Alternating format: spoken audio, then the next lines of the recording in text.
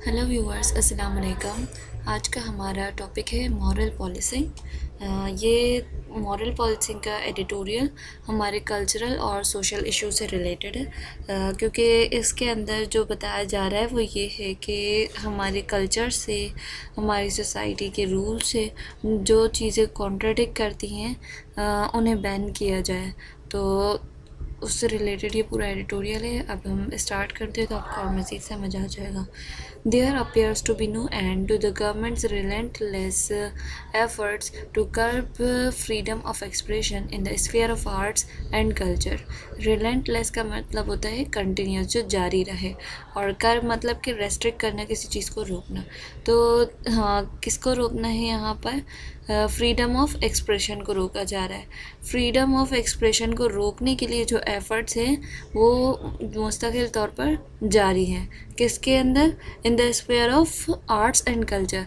Arts and culture के हुदूद में जो भी चीज़ें आती हैं उनके फ्रीडम ऑफ एक्सप्रेशन को रोकने की कोशिश जारी है गवर्नमेंट की, और उसके ऊपर अभी कोई फुल स्टॉप नहीं आया है, वो चलती जा रही है और कोई आता हुआ दिखाई भी नहीं दे रहा है।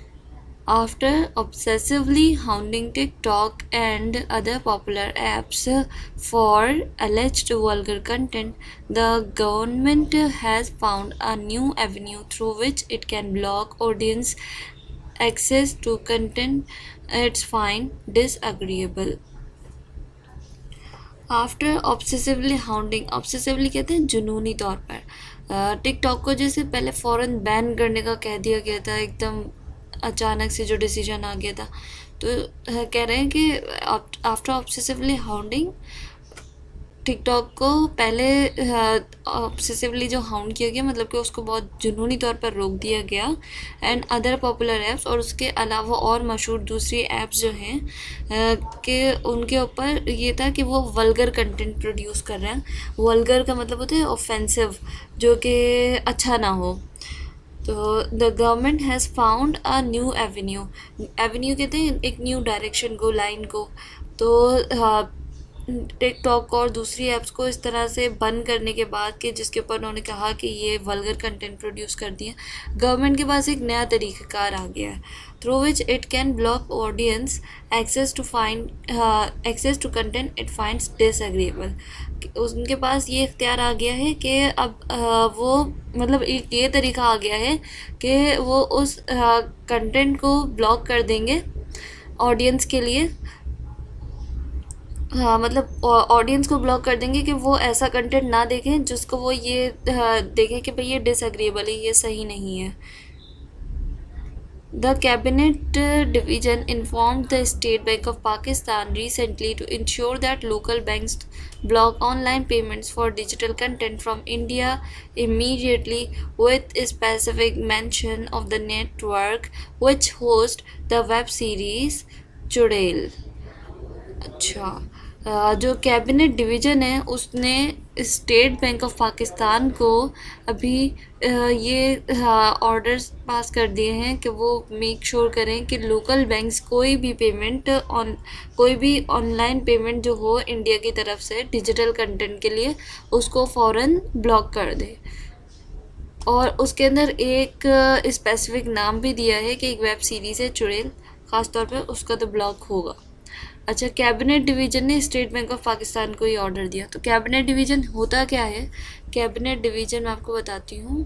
कैबिनेट डिवीज़न एक ऐसा डिवीज़न है हमारी गवर्नमेंट का जिसके कुछ फंक्शंस होते हैं कि वो सेक्रेटेरियल वर्क परफॉर्म करता है। सेक्रेटरी वर्क परफॉर्म करता है, जैसे सेक्रेटरी होती है ना किसी कंपनी की, इस तरह का सेक्रेटरियल वर्क करता है। वो किसके लिए? नेशनल इकोनॉमिक काउंसिल के लिए और दूसरी कमिटीज़ के लिए, ठीक है। अच्छा, नेशनल इकोनॉमिक काउंसिल के लिए कॉन्स्टिट्यूशन बनाता है और उसके मेंबर्स को भी अपॉइंट करता है। और उसके अलावा क्या ख़ास काम ये करता है? ये appointment, designation, salaries, allowances and privileges of provincial governors. Provinces के जो गवर्नर्स होते हैं उनको क्या क्या प्रिविलेज मिलने हैं, कौन से अलाउंसेस देने, क्या सैलरी होनी है, ये सब कैबिनेट डिवीज़न करता है।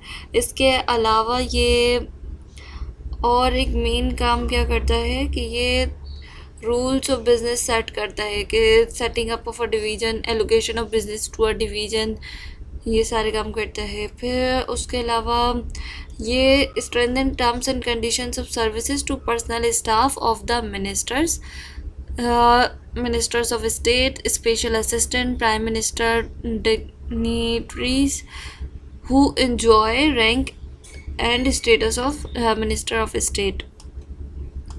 मतलब ये एक गवर्नमेंट की एक सेक्रेटरी आप समझ लें कि इस तरह से है, और ये सारा सेक्रेटेरियल वर्क परफॉर्म कर रहा है। ठीक है, इसको आप और डिटेल में पढ़ना चाहें तो ये हमारे पास मैंने खोली हुई है cabinet.gov.pk, ये वेबसाइट है कैबिनेट डिवीज़न की। इसको आप सर्च करें, इसके ऊपर इसके फंक्शंस आ रहे हैं, इससे आपको और इन्फॉर्मेशन मिलेगी। चलिए, coming back to the editorial. This request to ban access to Churel comes week after Pamra objected to its bold subject matter and asked the network to block its show for viewers in Pakistan। ये request जो थी ban करने की चुड़ैल को, ये पैमरा के कुछ हफ्तों बाद आई कि पैमरा ने जिसमें कहा बोल्ड सब्जेक्ट मैटर के तौर पे कहा था कि ये जो नेटवर्क ये वाला शो दे रहे हैं वो अपने व्यूअर्स के लिए पाकिस्तान में इस शो को ब्लॉक कर दें। The Z5 network complied with the request, but it was not enough for the censor-happy moral police, who though initially reversing the ban, have now gone on to block payments to the network। Z5 network जो है वो उसने अपने आप को उन rules के हिसाब से कर लिया था जो कि दिए गए थे, जो कि उससे रिक्वेस्ट की गई थी कि आप अपना नेटवर्क को इस तरह से इन रूल्स के मुताबिक चलाएं, तो उसने वो कर लिया था। लेकिन ये सब काफ़ी नहीं था एक सेंसर हैप्पी मोरल पुलिस के लिए।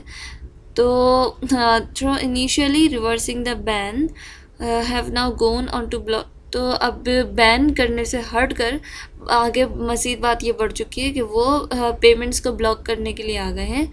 नेटवर्क को जो पेमेंट्स हो रही हैं उनको ब्लॉक कर दिया जाए। Members of the film and television fraternity believe the State Bank order was made specifically to target Churel, as Indian content has long been banned on television channels।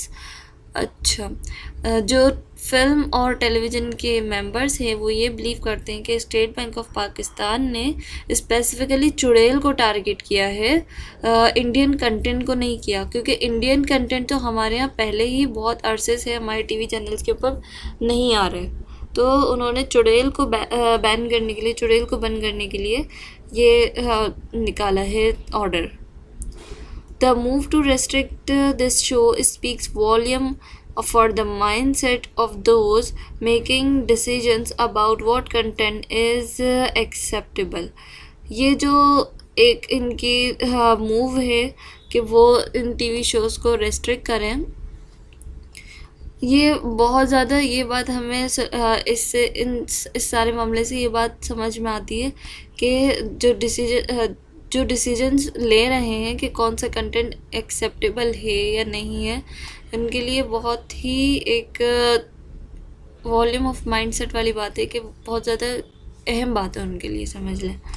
As our channels continues to produce TV series with regressive storyline that depicts women as a lesser being, Churel is facing a blacklist for daring to push the envelope and imagine society where women are the arbiters of justice।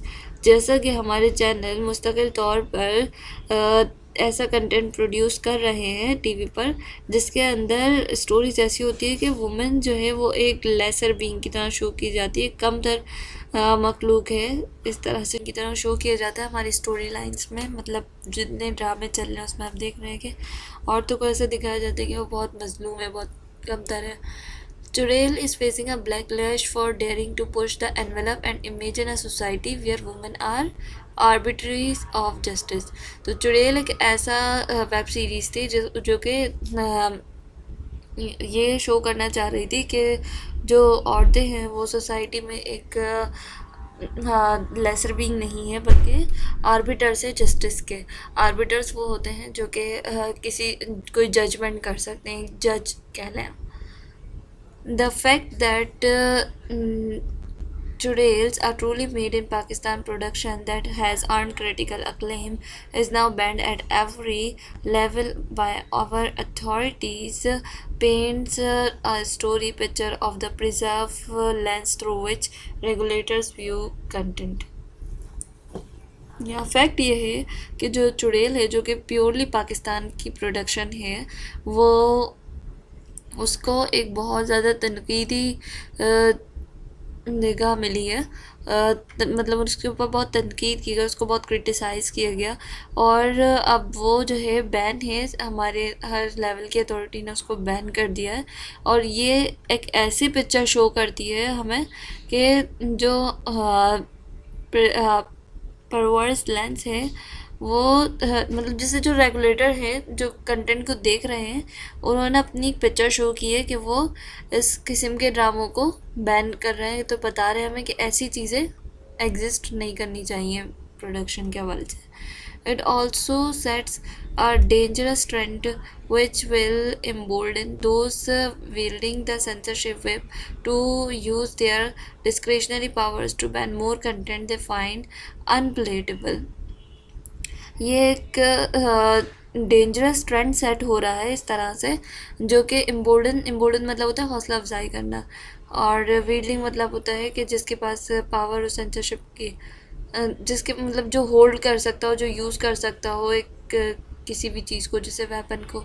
तो जिसके पास ये जो सब कुछ हो रहा है, ये एक ऐसा ट्रेंड सेट कर रहा है जिसके अंदर सेंसरशिप की पावर जिनके पास होगी, जिनके पास ये डिस्क्रिशनरी पावर्स होगी, डिस्क्रिशनरी मतलब उनके एंड पर ये पावर होगी, तो वो बहुत से ऐसे कंटेंट्स को ब्लॉक कर सकते हैं, बंद कर सकते हैं, जो वो समझे कि अनप्लेटेबल है। अनप्लेटेबल मतलब कि जो सामने पेश ना किए जाए। The government must rethink its backward approach when it comes to women's and digital rights. Government जो है उसको दोबारा से सोचना चाहिए अपनी इस पीछे हटने वाली मतलब पीछे के अप्रोच को, कि वो हाँ, जब ये गवर्नमेंट को दोबारा से सोचना ज़रूर चाहिए इस बारे में कि वो जब कुछ बैन कर रही हो तो वो ख्याल रखे वुमेंस की और डिजिटल राइट्स का। Banning and policing content in this day and age sends a negative message to the world about Pakistan democratic values. किसी भी चीज़ को बैन कर देना और उसके कंटेंट को पॉलिस कर देना इस वक्त में एक नेगेटिव मैसेज भेजता है पूरी दुनिया को पाकिस्तान की जमहूरी निज़ाम के हवाले से। तो यहाँ हमारा ये एडिटोरियल ख़त्म होता है। Thank you so much. अल्लाह हाफ़िज़।